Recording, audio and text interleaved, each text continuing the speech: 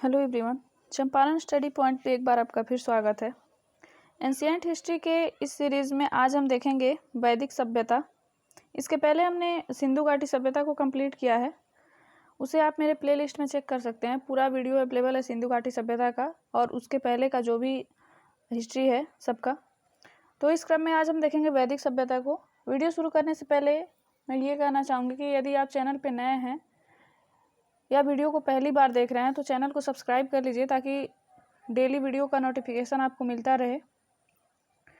तो वैदिक सभ्यता में सबसे पहले क्या टॉपिक हमें पढ़ना है उसको पहले एक नज़र में हम देख लेते हैं कि क्या क्या इसके अंतर्गत हमें पढ़ना है। तो सबसे पहले पढ़ना है पहला टॉपिक भूमिका, जो लगभग कोई भी टॉपिक शुरुआत की जाती है तो महत्वपूर्ण ही होता है। सबसे पहले भूमिका।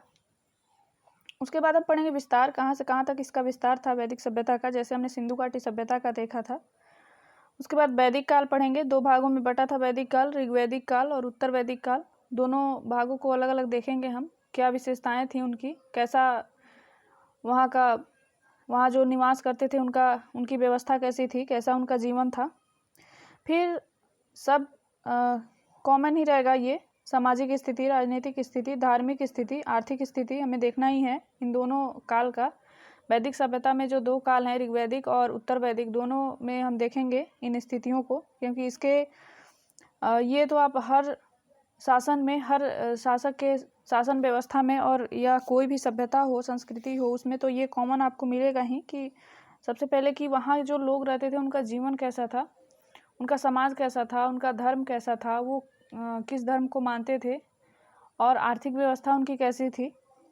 फिर देखेंगे हम वैदिक काल और सिंधु घाटी सभ्यता के बीच अंतर देखेंगे हम कि सिंधु घाटी सभ्यता में क्या अंतर थी। जैसे हमने देखा था सिंधु घाटी सभ्यता का अनुमान लगाया गया है विद्वानों द्वारा कि वो मातृसत्तात्मक व्यवस्था थी। तो देखेंगे हम वैदिक सभ्यता ये किस तरह की व्यवस्था थी, इनके बीच क्या क्या अंतर थे। तो आइए शुरू करते हैं हम वैदिक सभ्यता। तो सबसे पहले हम देखते हैं भूमिका। सिंधु सभ्यता के पश्चात भारत में जिस सभ्यता का उद्भव हुआ उसे वैदिक अथवा आर्य सभ्यता के नाम से जाना जाता है। यानी कि सिंधु घाटी सभ्यता के बाद इसका उद्भव होता है। आर्य सभ्यता का ज्ञान वेदों से होता है। वेदों से पता चलता है कि भारत में आर्य सभ्यता थी, वैदिक सभ्यता थी, जिसमें ऋग्वेद सर्वप्राचीन होने के कारण सर्वाधिक महत्वपूर्ण है। इसमें जो वेद लिखे गए, ऋग्वेद, 4 वेद लिखे गए, उसमें जो ऋग्वेद है वो सबसे प्राचीन है। देखिए वेदों को हमने डिटेल में कवर कर दिया है सबसे पहले वीडियो में, दूसरे वीडियो में इसी क्रम में, तो उसे आप चेक कर लीजिएगा। इसके पहले उस वीडियो को देख लीजिएगा। और मैंने पहले ही कहा था, पहले वीडियो में ही कहा था कि अगर इतिहास को आप सीक्वेंस में पढ़ें, क्रम से पढ़ें, तो ही आपको समझ में आएगा और अच्छे से समझ में आएगा। सामान्यतः ऐसा माना जाता है कि आर्यों ने ही सिंधु सभ्यता के नगरों को ध्वस्त कर एक नई सभ्यता की नींव रखी। यानी कि कुछ विद्वान ऐसा मानते हैं कि सिंधु घाटी सभ्यता का जो पतन हुआ इन्हीं लोगों के कारण हुआ, यही लोग आकर वहां आक्रमण किए, इसी वजह से सिंधु घाटी सभ्यता का पतन हुआ। फिर अन्य विद्वान इसका खंडन भी करते हैं, आगे उसे हम देखेंगे, अभी हम भूमिका देख रहे हैं।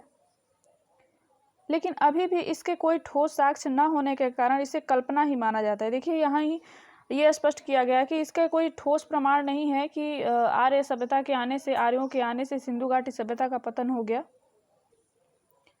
वैदिक सभ्यता भारत की प्राचीन सभ्यता है जिसमें वेदों की रचना हुई है। यानी कि जो 4 वेद हम पढ़ते हैं, ऋग्वेद, यजुर्वेद, सामवेद और अथर्ववेद, ये चारों वेदों की रचना इसी काल में हुई है।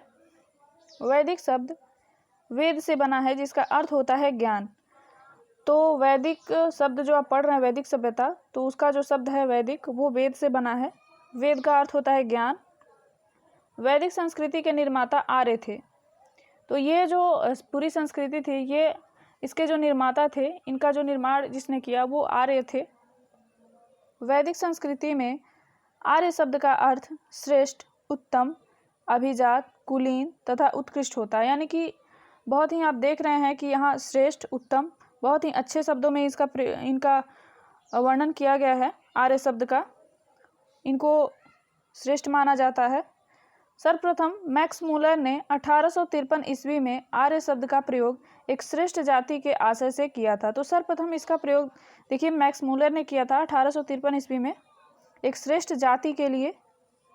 आर्यों की भाषा संस्कृत थी। अध्ययन की सुविधा से वैदिक संस्कृति को 2 भागों में बांटा गया है। ऋग्वैदिक काल जो 1500 से 1000 ईसा पूर्व चली और उत्तर वैदिक काल 1000 से 600 ईसा पूर्व चली। देखिए यहाँ ही हमने पढ़ा था सिंधु घाटी सभ्यता में, वो जो सभ्यता थी वो 2350 ईसा पूर्व से 1750 ईसा पूर्व चली थी, यानी कि 2350 से 1750। तो देखिए ये जो आर्य सभ्यता चल रही है, वैदिक सभ्यता चल रही है, जिसमें जो पहला है ऋग्वैदिक काल वो 1500 से शुरू हो रही है। तो यहाँ ही आप अनुमान लगा लीजिए कि वो 1750 तक चली थी, इसका मतलब 1750 ईसा पूर्व वो उसका पतन हो गया था सिंधु घाटी सभ्यता का। उसके देख रहे हैं आप लगभग 150 साल बाद इस सभ्यता का शुरुआत हो रहा है। 1500 से 200 साल बाद, यानी कि 1750 में वो ख़त्म हुआ और 1500 ईसा पूर्व 1750 ईसा पूर्व वो ख़त्म हुआ और 1500 ईसा पूर्व ये शुरू होता है। तो देखिए कितना डिफरेंस है इन दोनों काल में। तो ऐसा नहीं कहा जा सकता कि आर्यों के आक्रमण से सिंधु घाटी सभ्यता का पतन हो गया, क्योंकि इनके सबसे पहले इनके कालक्रम में इतना डिफरेंस है, तो ऐसा कैसे हो सकता है। यानी कि आर्य सभ्यता, इससे स्पष्ट होता है कि आर्य सभ्यता आने के पूर्व ही सिंधु घाटी सभ्यता का पतन हो चुका था। तो उत्तर वैदिक काल जो 1000 से 600 ईसा पूर्व मानी जाती है। देखिए अब इसका विस्तार देखते हैं। आर्यों की आरंभिक इतिहास की जानकारी का मुख्य स्रोत ऋग्वेद है, यानी कि वेदों में जो सबसे पुराना वेद है ऋग्वेद, उससे हमें जानकारी मिलती है। इसमें आर्य निवास स्थल के लिए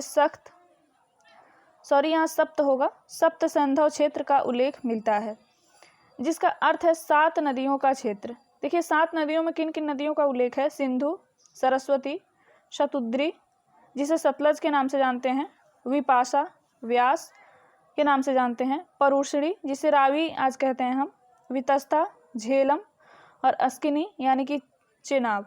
देखिए इन सभी नदियों को आप देखते ही हैं। पंजाब वाला जो क्षेत्र है वहाँ जम्मू कश्मीर से नीचे का जो क्षेत्र है पंजाब, वहाँ ये सभी नदियाँ आप देखते ही हैं। सिंधु, सतलज, ब्यास और रावी, झेलम, चिनाब ये सब देखने को मिलता ही है। तो शतुद्री है, इसमें सरस्वती है, ये 2 नदियाँ आप देख रहे हैं यहाँ, और ये सिंधु, सतलज, व्यास, रावी, झेलम और चेनाब, ये 5 नदियाँ आप देख रहे हैं जो पंजाब, इन्हीं नदियों के दोआब को हम पंजाब राज्य के रूप में देखते हैं। तो ये 7 नदियाँ हैं जिसको आप याद रखिएगा। इसमें गंगा का नाम नहीं है और ना ही यमुना का नाम है। तो जो स्टेटमेंट बनते हैं तो उसमें गंगा यमुना दे दिया जाता है 7 नदियों में, क्योंकि गंगा यमुना तो बहुत ही, गंगा नदी एक तंत्र है जो बहुत बड़ा तंत्र है भारत का, इसलिए गंगा के नाम से बहुत लोग कंफ्यूज भी हो जाते हैं। शायद इसमें गंगा भी होगा, बट ऐसा नहीं है। ऋग्वेद से प्राप्त जानकारी के अनुसार आर्यों का विस्तार अफगानिस्तान, पंजाब तथा पश्चिमी उत्तर प्रदेश तक था। तो देखिए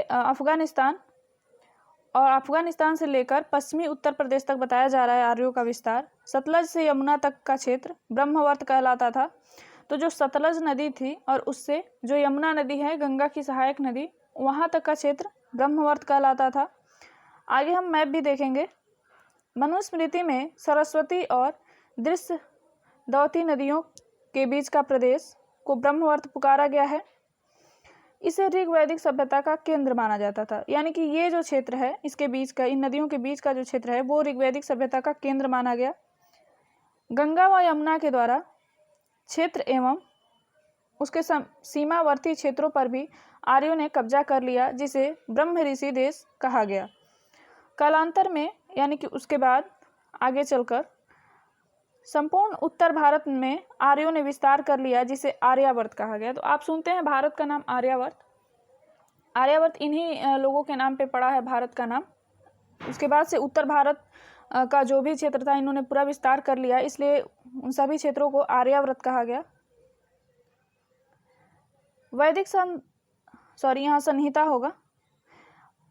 देखिए ये जो पीडीएफ बनाया गया है इसमें कुछ मिसटाइपिंग आपको देखने को मिलेगा शब्दों का, तो अगर ऐसा कुछ लगे तो मैं तो यहाँ सुधार करते हुए चल रही हूँ, लेकिन फिर भी कुछ गलती हो जाए तो उसे आप कमेंट में ज़रूर बताइएगा, उसको हम सुधार कर लेंगे, क्योंकि टाइपिंग करते समय ऐसा हो जाता है।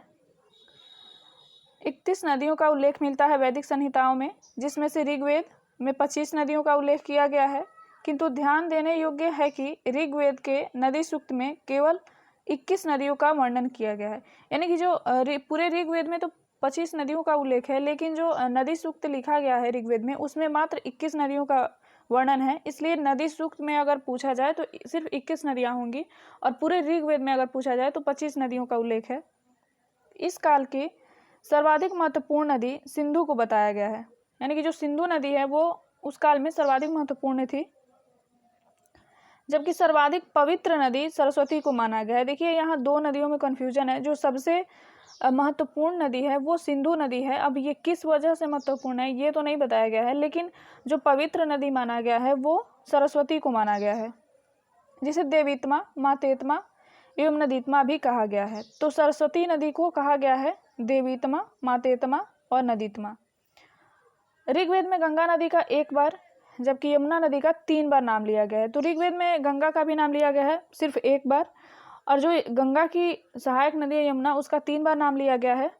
ऋग्वेद में हिमालय पर्वत एवं इसकी एक चोटी मुजवंत का भी उल्लेख किया गया है। तो आप देख रहे हैं ऋग्वेद में हिमालय पर्वत का भी उल्लेख मिल रहा है। अब देखते हैं हम ऋग्वैदिक काल। तो 1500 से 1000 ईसा पूर्व का जो काल था वो ऋग्वैदिक काल था।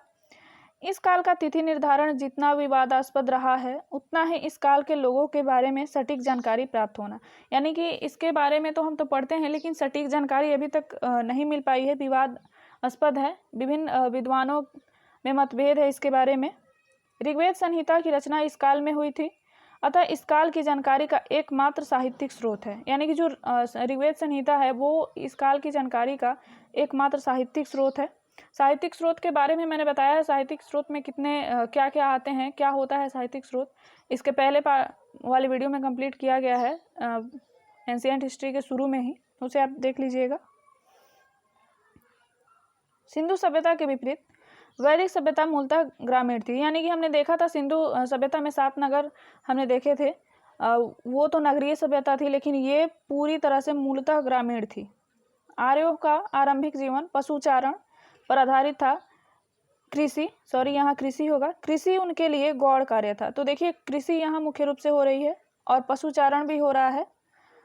1400 ईसा पूर्व के बोगज कोई एशिया माइनर के अभिलेख में ऋग्वैदिक काल के देवताओं इंद्र, वरुण, मित्र तथा नासत्य का उल्लेख मिलता है। यहाँ देवताओं पे आप ध्यान दीजिएगा, ये इंद्र, वरुण, मित्र और ये नासत्य, मात्र 4 देवताओं का उल्लेख मिलता है। इससे अनुमान लगाया जाता है कि वैदिक आर्य ईरान से होकर भारत में आए थे। तो इसी बात से ये अनुमान लगाया जाता है कि जो आर्य थे वो ईरान से होते हुए भारत आए थे। देखिए यहाँ ये कंफ्यूज मत होइएगा कि ईरान से आए थे, यहाँ ये बताया जा रहा है कि ईरान से होते हुए भारत आए थे, ईरान से होकर भारत आए थे। ऋग्वेद के अनेक बातें ईरानी भाषा के प्राचीनतम ग्रंथ अवेस्ता से मिलती है।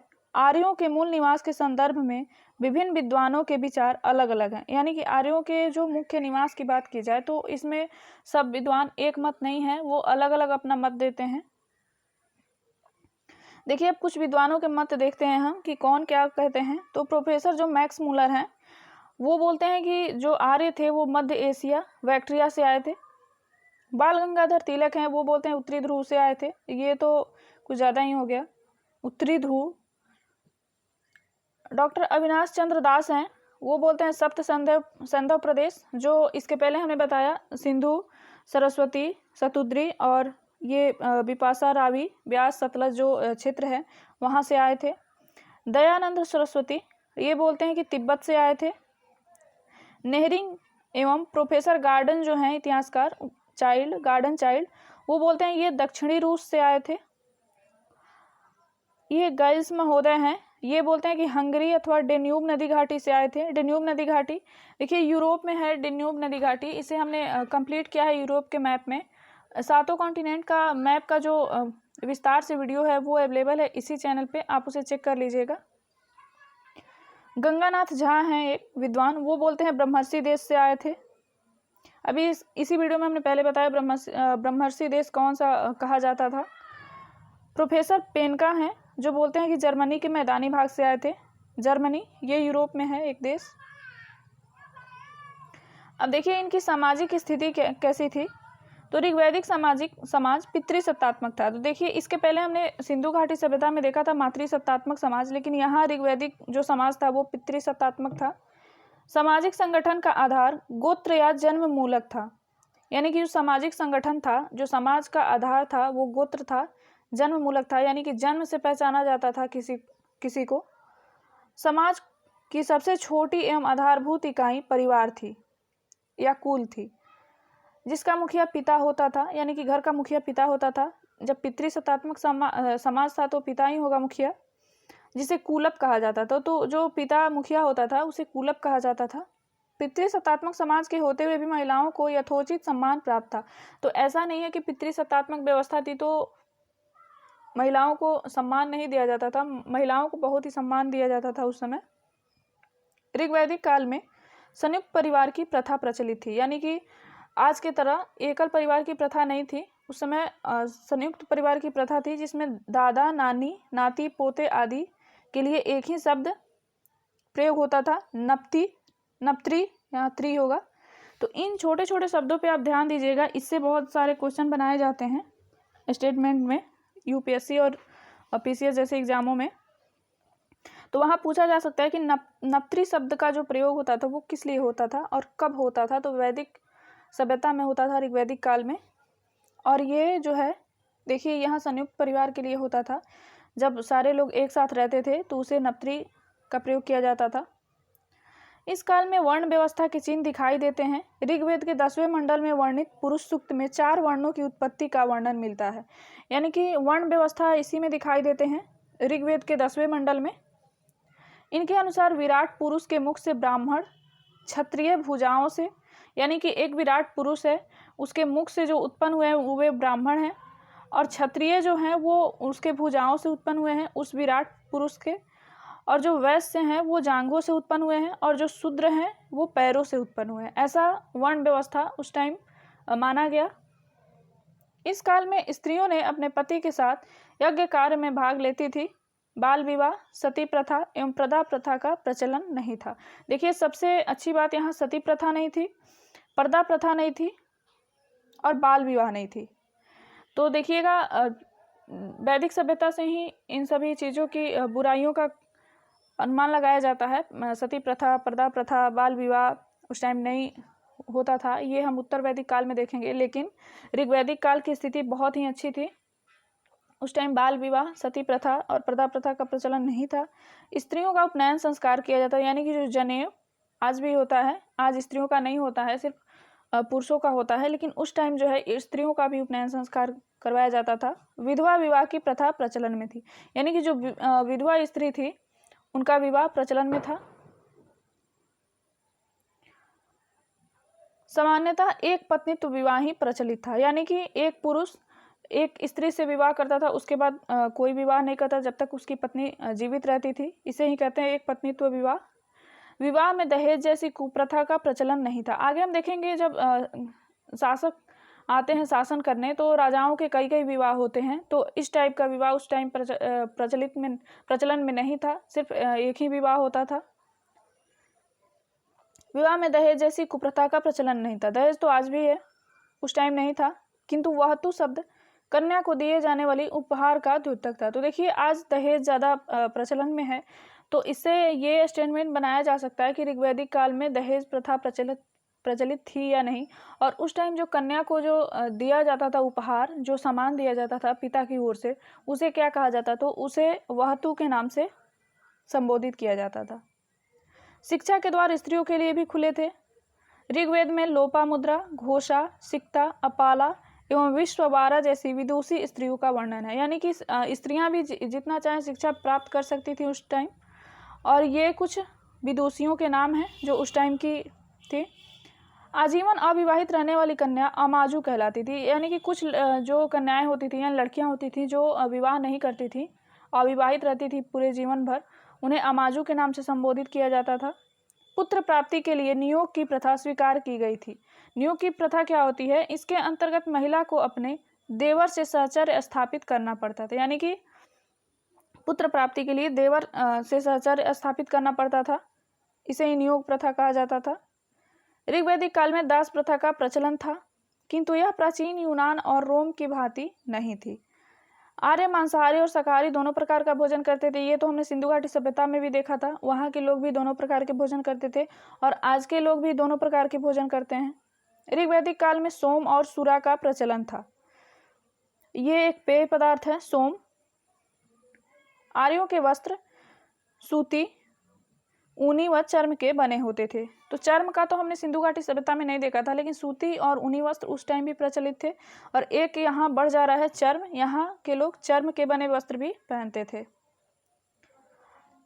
आर्य समाज में विवाह एक पवित्र संस्कार माना जाता था। समाज में दो प्रकार के विवाह प्रचलित थे, अनुलोम विवाह और प्रतिलोम विवाह। तो देखिए अनुलोम विवाह जो होता था उच्च वर्ण का पुरुष होता था और निम्न वर्ण की स्त्री। वर्ण हमने बताया था इसी वीडियो में कि 4 वर्ण होते थे, ब्राह्मण, क्षत्रिय, वैश्य और शूद्र। तो उच्च वर्ण का पुरुष हो और निम्न वर्ण की स्त्री हो, यानी कि मान लीजिए कोई ब्राह्मण वर्ण की का पुरुष हो और किसी क्षत्रिय वर्ण की कन्या हो तो उसे हम अनुलोम कहेंगे विवाह। और प्रतिलोम विवाह वो होता था जो उच्च वर्ण की स्त्री हो, यानी कि किसी ब्राह्मण वर्ण की स्त्री हो और किसी क्षत्रिय वर्ण का पुरुष हो तो उसे प्रतिलोम विवाह कहा जाता था। नर्तकियों द्वारा विशिष्ट परिधान पेशस धारण करने का विवेचन मिलता है। तो नर्तकियां जो धारण करती थीं जो वस्त्र उसे पेशस कहा जाता था।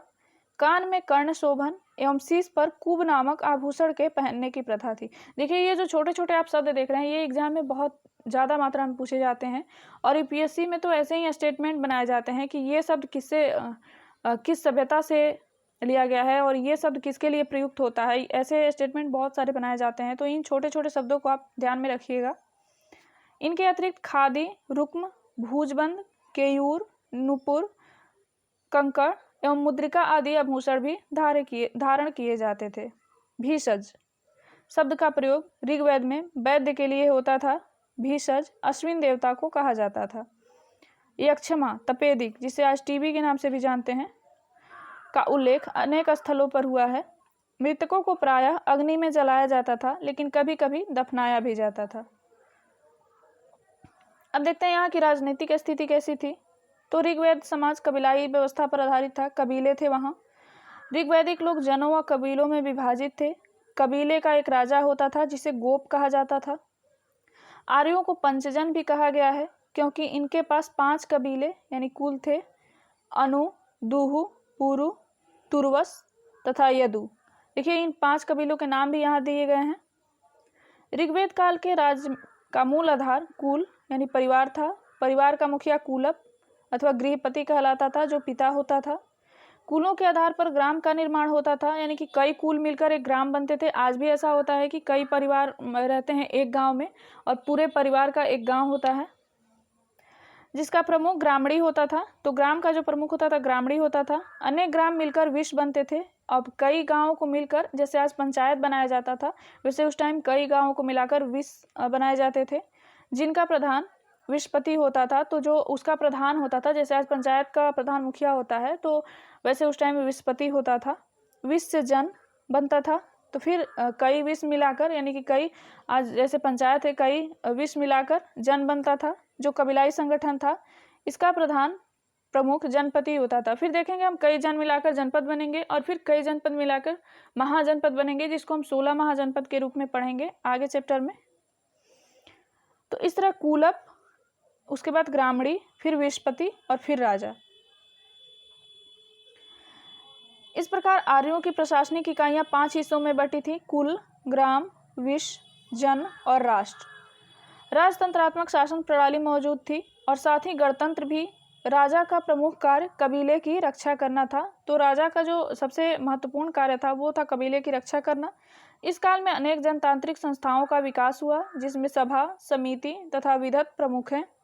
इन संस्थानों में राजनीतिक, धार्मिक, सामाजिक तथा आर्थिक प्रश्नों पर चर्चाएं होती थी। ऋग्वेद काल में महिलाएं भी राजनीति में भाग लेती थी। देखिए सबसे महत्वपूर्ण बात, आज भी राजनीति में महिलाएं भाग लेती हैं और उस टाइम भी राजनीति में महिलाएं भाग लेती थी। सभा एवं विधत परिषदों में महिलाओं की सक्रिय भागीदारी थी। सभा और समिति राजा को सलाह देने वाली संस्था थी। तो जो राजा को सलाह देती थी वो संस्था थी सभा और समिति, जबकि सभा श्रेष्ठ व संभ्रांत लोगों की संस्था थी, जबकि समिति सामान्य जनता का प्रतिनिधित्व करती थी। यानी कि जो समिति थी वो जनता की सभा थी जैसे आज लोकसभा ले लीजिए, जो जनता की सभा है, और सभा जो थी संभ्रांत लोगों की संस्था थी, यानी कि कुछ चुने हुए लोग ही वहाँ जाते थे। जैसे आज राज्यसभा है। देखिए, ऐसे आप रिलेट करके आज के शासन व्यवस्था से पढ़ेंगे, उस टाइम की शासन व्यवस्था और आज के शासन व्यवस्था में, वो किसी भी शासक का हो, किसी भी राजा का हो और किसी भी वंश का हो, कुछ ज़्यादा ही डिफरेंस नहीं है। अगर आप इनको आप रिलेट करके पढ़ें और तुलना करके पढ़ें आज के शासन व्यवस्था से, बहुत अच्छे से आपको याद होगा और वो कभी आपके दिमाग से निकलेगा नहीं। देखिए, यहाँ सभा की बात हो रही है, जो संभ्रांत लोगों की सभा थी, यानी कि कुछ गिने चुने लोग ही उस सभा में जाते थे, जैसे आज की राज्यसभा है। और फिर समिति होती थी जो जनता की, जिसमें जनता बैठती थी, जैसे आज का लोकसभा है। समिति केंद्रीय राजनीतिक संस्था भी कहलाती थी। तो समिति केंद्रीय राजनीतिक संस्था कहलाती थी, जो राजा की नियुक्ति, पदच्युत करने और उस पर नियंत्रण रखती थी। तो ये समिति राजा की नियुक्ति भी करती थी, पदच्युत करने यानी कि राजा को हटाती भी थी और उन पर नियंत्रण भी रखती थी। विदत आर्यों की प्राचीन संस्था थी। स्त्रियां सभा एवं समितियों में भाग ले सकती थी, यानी कि स्त्रियां जो थी वो सभा में भी भाग लेती थी और समितियों में भी, यानी कि राज्यसभा में भी और लोकसभा में भी। राजा भूमि का स्वामी नहीं होता था, जबकि भूमि का स्वामी तो जनता में निहित था। तो देखिए, उस समय जो भूमि का स्वामी होता था वो जनता होती थी भूमि की स्वामी, वो राजा नहीं होता था। बलि एक प्रकार का कर था जो राजा को प्रजा द्वारा स्वेच्छा से दिया जाता। देखिए, बलि का अर्थ यानी कि बलिदान से नहीं दिया जा रहा है। बलि जो जानवरों की बलि चढ़ाई जाती है वो बलि नहीं, बलि एक प्रकार का कर था और ये राजा को दिया जाता था, लेकिन स्वेच्छा से, कोई दबाव नहीं था कि आपको कर देना ही है। राजा इसके बदले उनकी सुरक्षा की जिम्मेदारी लेता था, यानी कि ये जो कर राजा को मिलता था उसके बदले वो जनता की सुरक्षा का जिम्मेदारी लेता था।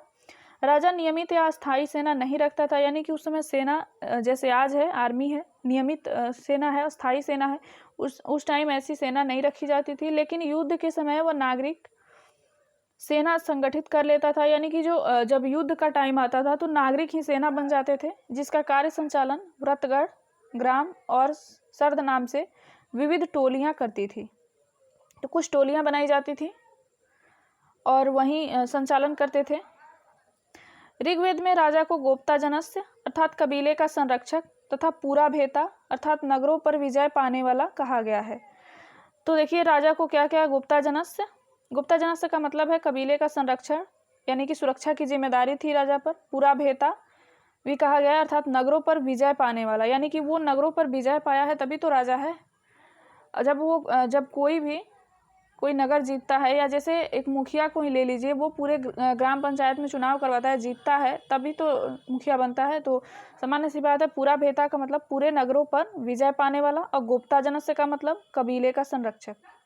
दसराग युद्ध, 10 राजाओं के साथ युद्ध। दसराग युद्ध रावी नदी के तट पर भरत वंश के राजा सुदास तथा 10 जनों, 5 आर्य और 5 अनार्य के बीच हुआ था। तो 10 जन थे, जिसमें 5 आर्य जन थे और 5 अनार्य थे। अंत में इस युद्ध में भरत राजा सुदास की विजय हुई। इस युद्ध का वर्णन ऋग्वेद में विस्तार से किया गया है। देखिए, 10 राग युद्ध, 10 राजा एक तरफ थे और एक राजा सुदास एक तरफ था, फिर भी सुदास की विजय हुई। इसीलिए इस युद्ध को दसराग युद्ध कहा गया है और इसका जो वर्णन है ऋग्वेद में मिलता है।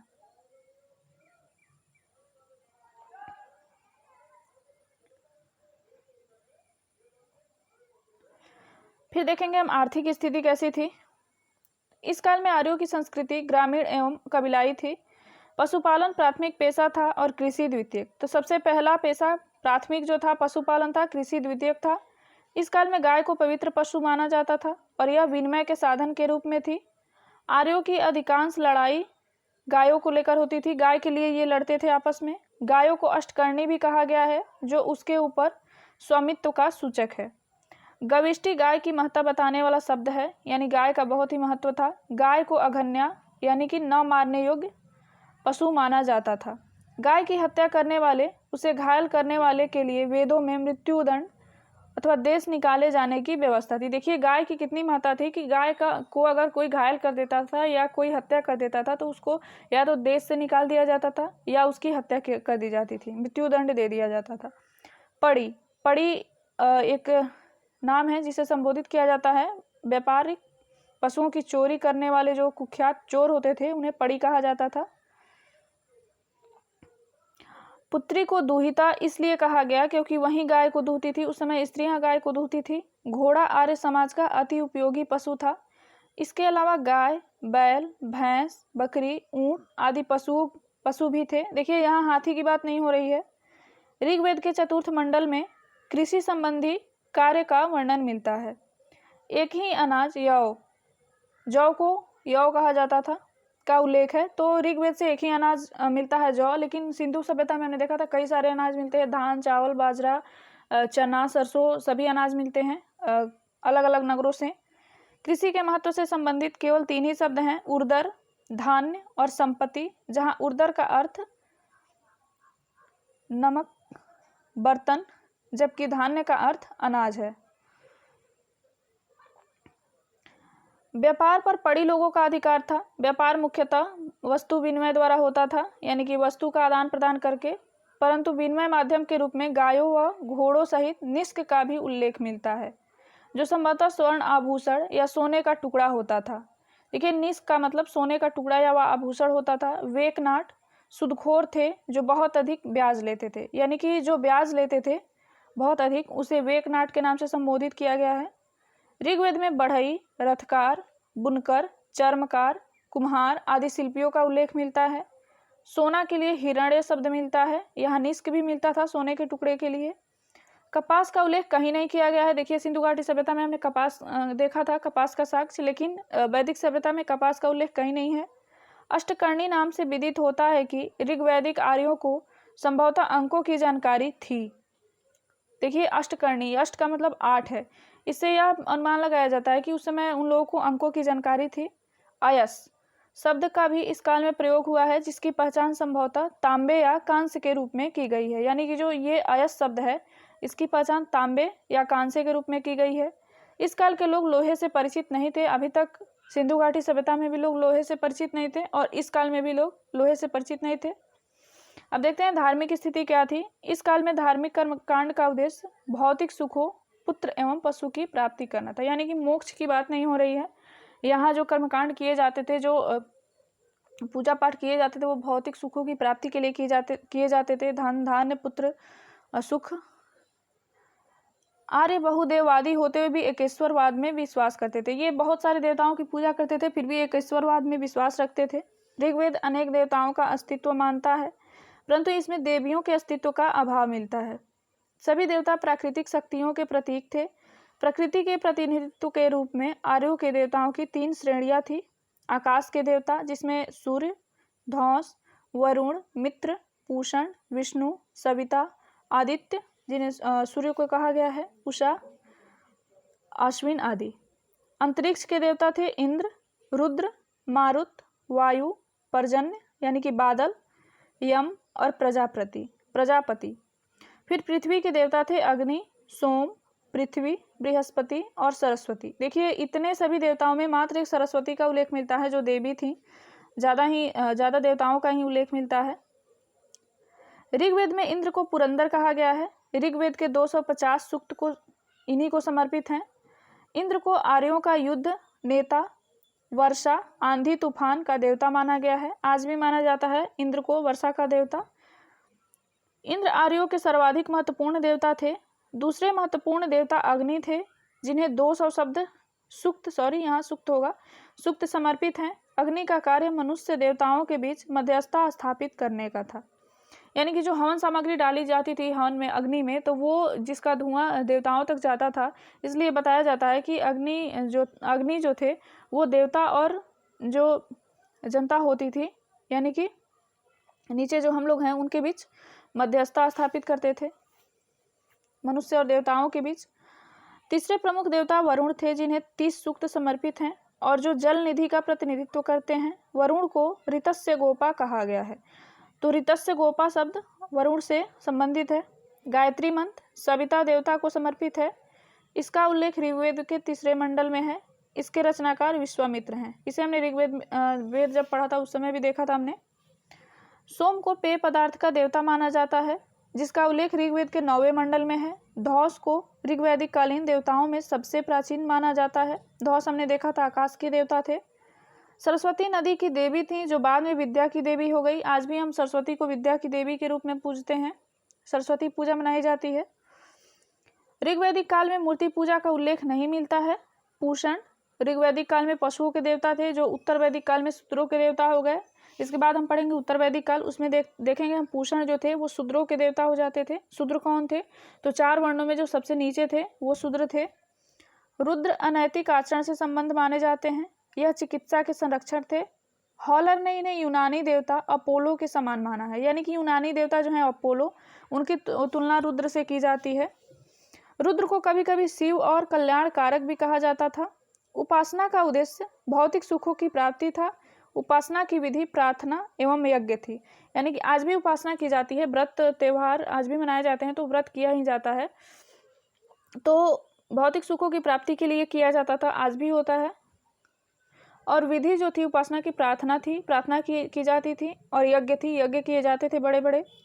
ऋग्वेद में प्रथम तथा 10वें मंडल की रचना संभवतः सबसे बाद में की गई। अरण्यानी ऋग्वैदिक काल में जंगल की देवी थी। अरण्य का मतलब जंगल होता है, और अरण्यानी जो थी वो जंगल की देवी थी। देखिए कुछ प्राचीन नाम हैं।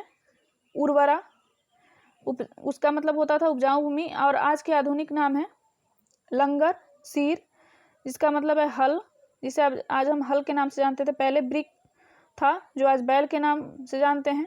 करिस और शकृत गोबर की खाद को कहा जाता था। सीता, हल की बनी जो नालियां होती थी, खेतों में जब हल चलाया जाता था और जो नालियां बनती थी उन्हें सीता कहा जाता था। अवल, अवल का अर्थ होता था कूप और कुआं।